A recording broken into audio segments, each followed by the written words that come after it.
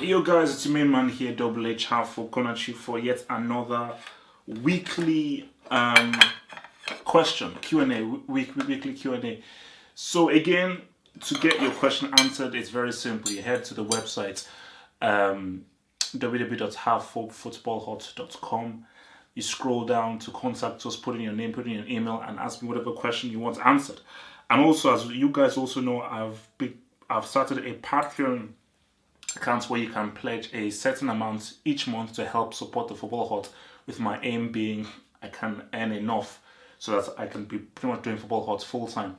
And apart from obviously helping your boy Football Hut, some of the perks are exclusive videos for people who actually pledge. So again, whatever questions you want or whatever things you want videos done about, if you pledge a certain amount, I will do those videos for you. So you get exclusive videos of whatever stuff that you want if you're pledging $5 and above, which is what some other people have done.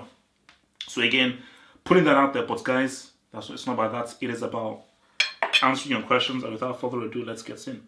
So, first question. This is from AJ. Hey HH, is the Premier League the most exciting league in the world, or is it overhyped? Also, what is your favorite cereal? I've got to go with honeycomb. Let me start with cereal. My favorite cereal. It's quite hot. My favorite cereal has to be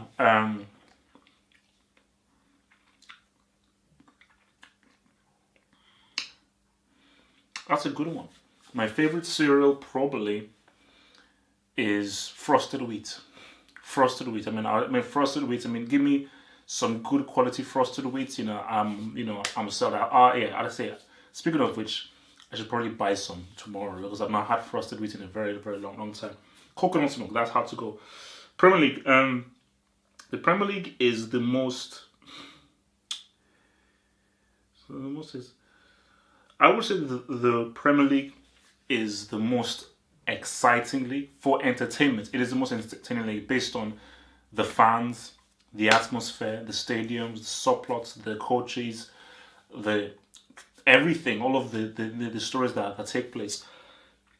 It is overhyped because people's misconception is they look at the Premier League and they say, okay, because it is so popular and there's so much money in there, therefore it is the best league in the world. It isn't the best league in the world. As far as technical quality, it's not of the quality of Serie A, Bundesliga, or even La Liga. I just think those other leagues have far better quality of players.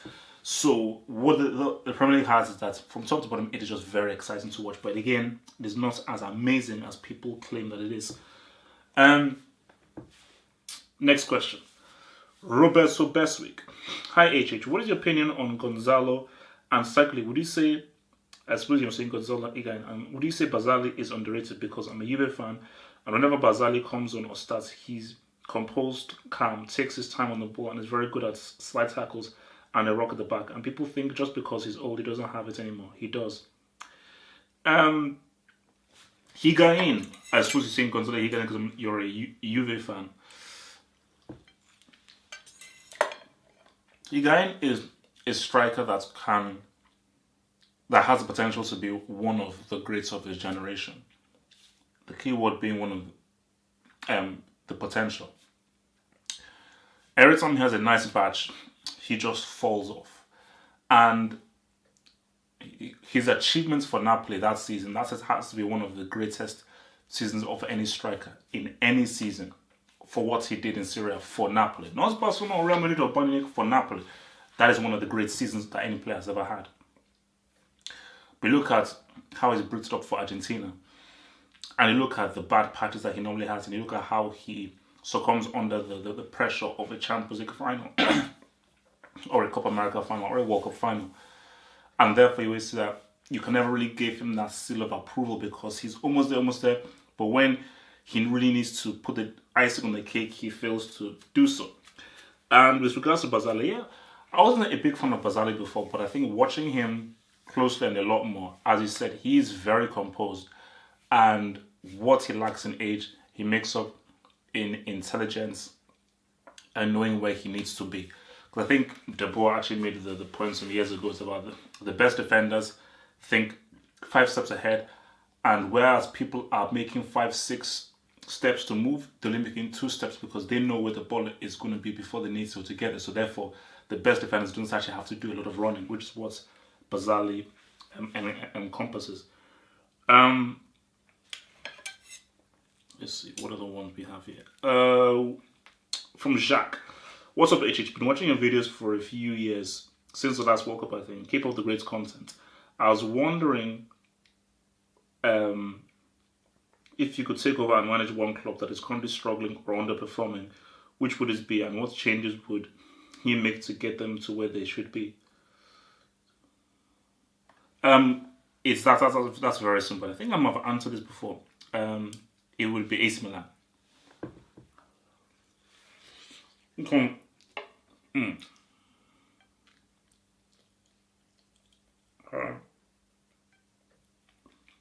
Cool. Boom. It would be AC Milan, because I believe that AC Milan have the potential to be great. They definitely have the potential to be great, but I think that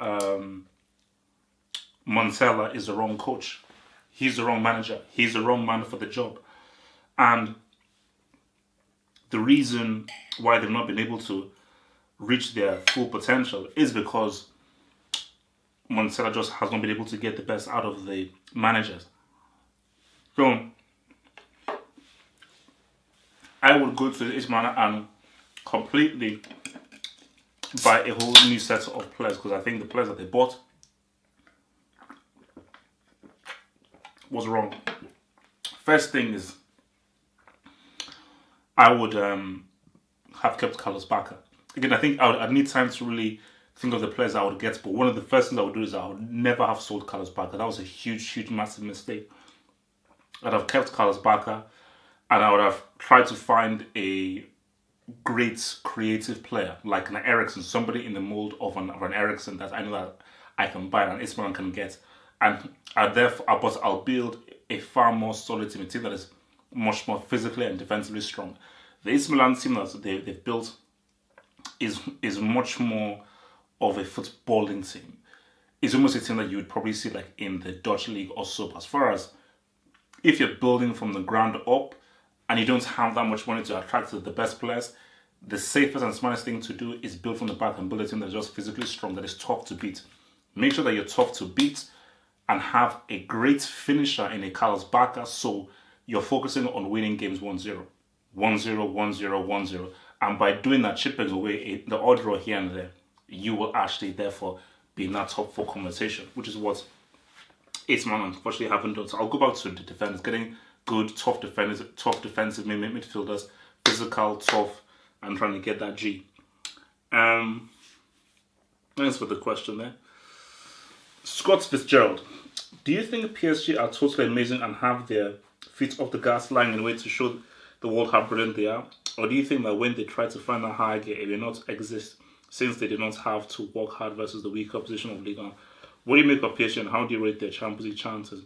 Cheers and thanks for your excellent work on YouTube. But this is my favorite channel. Thanks, Scott. So with regards to PSG, I think personally, it's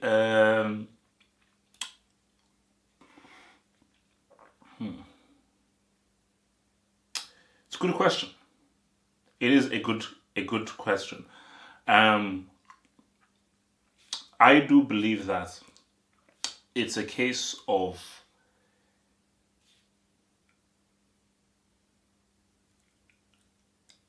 I fear that they may have hit their peak already. Because when you look at the level that they're playing at, I don't know whether they can get at even a high level. Remember, this is a team who are just forming for the first time. This is the first time that Mbappe and Neymar are playing together in this setup of PSG. So they play some fantastic football, and I think that how can they take it to the next level? So we won't know until they hopefully get to a quarterfinal or a second round, or they face Barcelona or Real Madrid or thing again. I mean, that's what a match to look forward to is when they play Bayern. when they play Bayern in the Champions League for the second time, that is definitely a match that I will be. I think it's even this coming week. That is a match that I'll be keeping my eyes on and say, okay, you know what are these cats going to do? What are these cats going to do? But it's like this is what Neymar knows, that this is why he was brought here. So he knows that the winning the Champions League was part of the contract, was part of the agreement. So you've always got to say, look, man, give him the benefit of the doubt that he must be keeping something in his lockers and knowing that, look, man, we are all pacing ourselves for that Champions League and for trying to win that damn trophy. So yeah, we are wait and we seek. But yeah, there is definitely a fear. Kavish Birju. Who has the best defense in the world? Also, which team is the most improved at the moment? Look forward to every one of your videos. I'm so thankful I found your channel.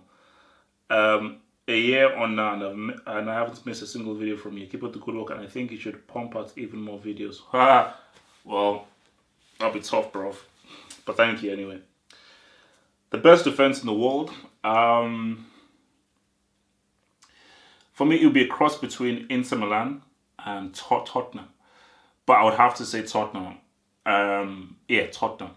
I look at how well they defend, how little space they give the opposition, and what they did to Real Madrid. I mean, over 2 legs, Real Madrid only managed to score 1 goal, I believe. Because I think at the Bernabeu it was 0-0. Correct me if I'm wrong. I think it was 0-0 at the Bernabeu. Or was it 1-1? I can't remember. Well, still, but the fact is that, they kept Real Madrid quiet. They kept them just to the single goal. And you look at Vertonghen, Alderweireld, Aurier, Trippier, Dyer when he goes back in defense. That's a unit, and that's just a very nice crew that they've got there. So yeah, 100%. Those are definitely the guys that I would say have the best defense. The most improved.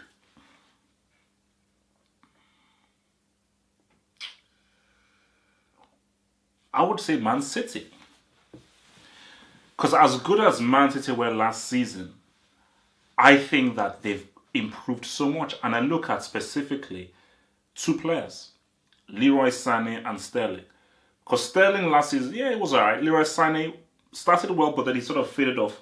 But Sané, he was just given Player of the Month. That just shows you his improvements. He just won the Player of the Month for, I believe it was October or something. So that's just the kind of quality that we're dealing with here. And Sterling is shocking. This was a guy that I thought was a brick, and look at how well that this guy has done. So for me, what Guardiola has done, and just the team as a whole, City for me are definitely the most improved team. And they've already won the Premier League, but what they could do in the Champions League, man, you never know. Next one here, SB. Hey HH, I've been watching your videos from last 16 months and you're awesome. My question is, can Pirlo be considered as a horseman? Thank you for the great content, bro. Can he be considered as a horseman? Pirlo can be considered as a horseman, but he isn't a horseman.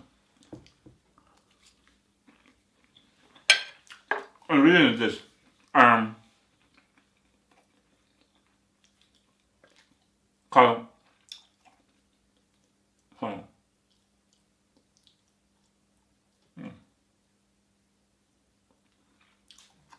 Basically, as good as he is, I don't feel like he's at the level of the 5 horsemen. Because to be a horseman, it's how you revolutionized the game. And you had to have that great moments. Because I say again, for Pele, his greatness was winning the World Cup twice with a 12-year span. Zidane scoring twice in a World Cup final and coming out of retirement to take his country to another World Cup final and almost winning it. Ronaldo coming back from an injury where his career should have been ended and winning the World Cup by becoming the top scorer, scoring the winning goal in the semi-final and both goals in the World Cup final. Maradona, 1986. getting his team to the World Cup triumph, but also being the man who led Napoli to their only 2 Serie A league titles ever. Beckenbauer, what he did winning at the World Cup for Germany as a player, winning the European Cups for Bayern Munich as a player, winning the World Cup for Germany as a manager, and winning the Champions League for Bayern Munich again as a manager, which is just flipping crazy. So those are great things. I don't think that Pirlo, as amazing as he is, as revered as he is, as much of a fan of him that I am, I don't think he has had those great moments or those great achievements, which is what being a horseman is. Brian, what's up, half up? I've been an under the radar fan since I first saw your Euro 2012 group draw section vid back in 2011. Flipping hell, man, where have you been? I've watched pretty much every video of yours since then. I'm from Ireland but live in Scotland. I have 3 tiers of questions, okay? 1. What do you think a small footballing nation like Ireland needs to do in order to compete on the world stage? Bearing in mind that soccer is the 4th most popular sport in Ireland. 2. I've always supported Arsenal and thought that in recent years, players like Wilshere were the kind of dead weights the club needs to lose. However, this season, I think Wilshere is back to his best. What do you think Arsenal need to get to be back on top? Because I honestly think Arsenal have better talents at their disposal than Spurs. 3. Celtic are absolutely walking through the Scottish League and will do for the foreseeable decades. Do you envisage a scenario where Europe's top under 21 players in the same manner as Dembele will play in a league like the Scottish League in order to develop while playing the virtually guaranteed Champions League football that Celtic can offer? If not, do you think Celtic are better off, hypothetically, joining the Premier League in order to get the proper domestic competition they need in order to keep their players mentally stimulated? Thank you for the vids. We'd love to see more NBA and basketball content. All right, cool, man. Thanks for that, man.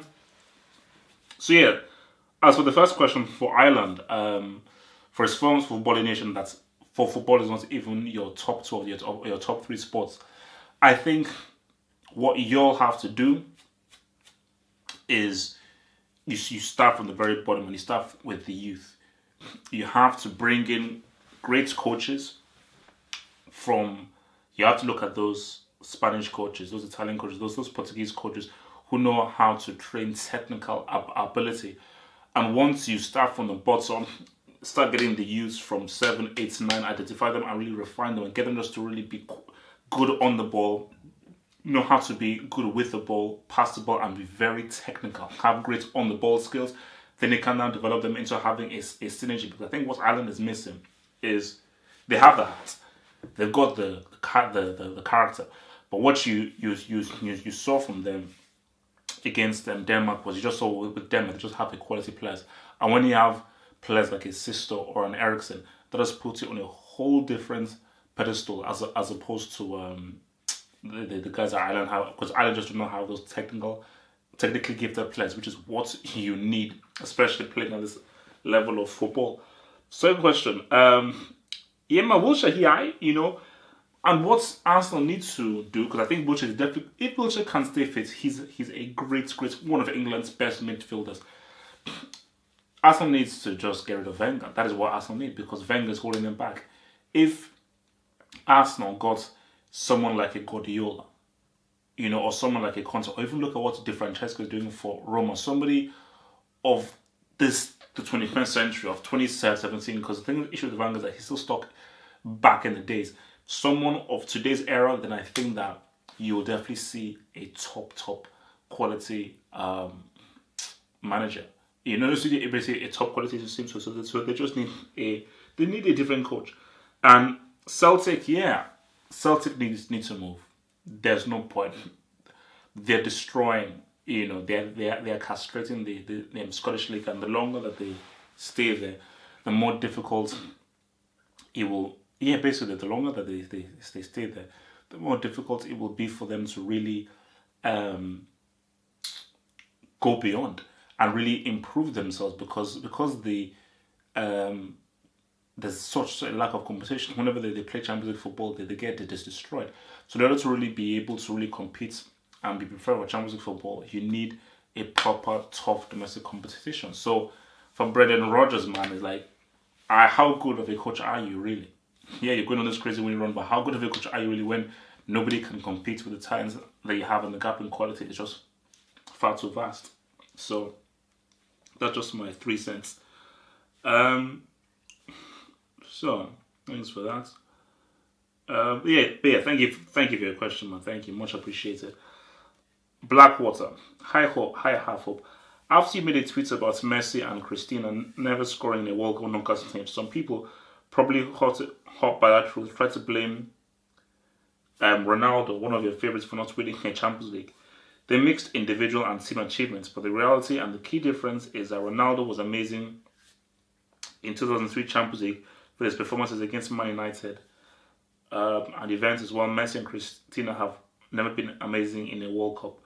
And two more very important facts. One, many people do not even know that Ronaldo played in the Champions League only 5 seasons for non-dominant teams, Inter Milan of the late 90s and declining Real Madrid. So in 3 out of 5 Champions League seasons, Ronaldo was unfit because of injuries during the matches when his teams were eliminated, so was unable to perform at his best. What are your thoughts on that, HH? Look, man, as I've always said, for people, I love the Champions League. I do enjoy watching it, but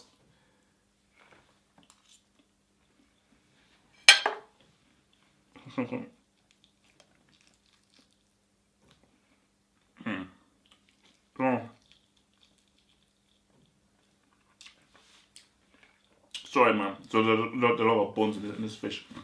I don't respect it, but I feel that,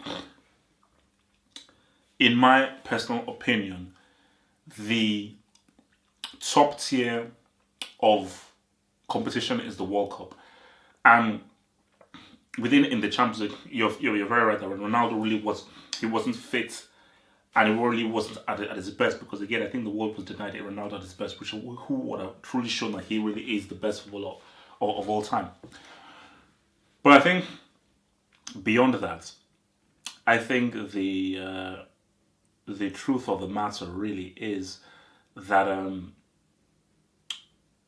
it's the Champions League isn't the elite competition.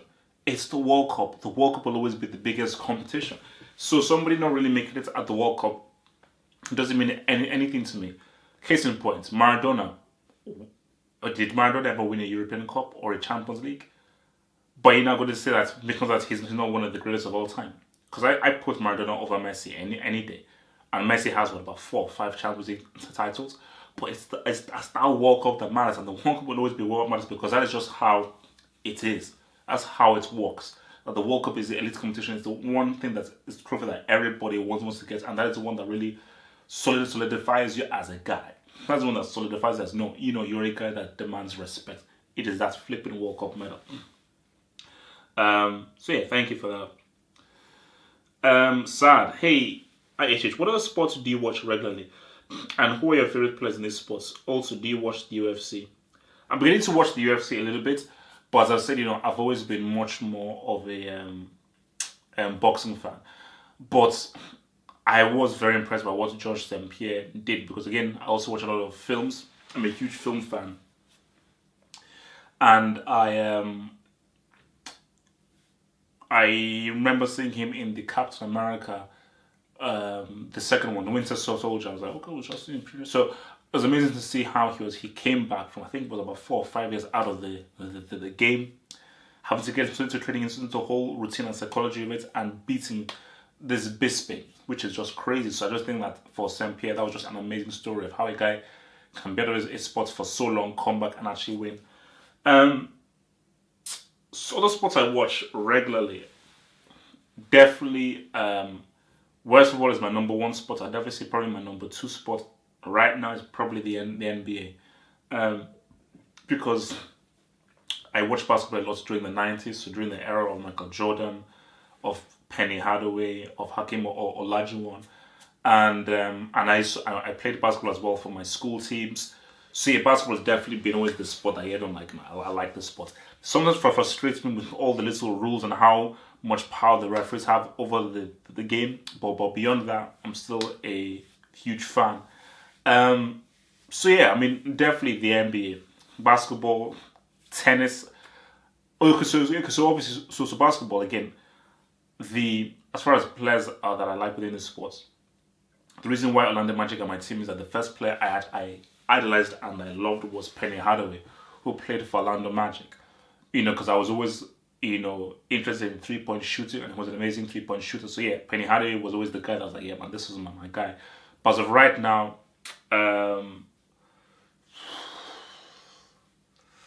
it's gonna be tough to go past what Kyrie Irving is doing is pretty crazy. What Kyrie Irving is doing is pretty. So I think if I had to say like probably one of my favorite players to watch right now, it has to be Kyrie, because I can't think of anybody else. Kyrie.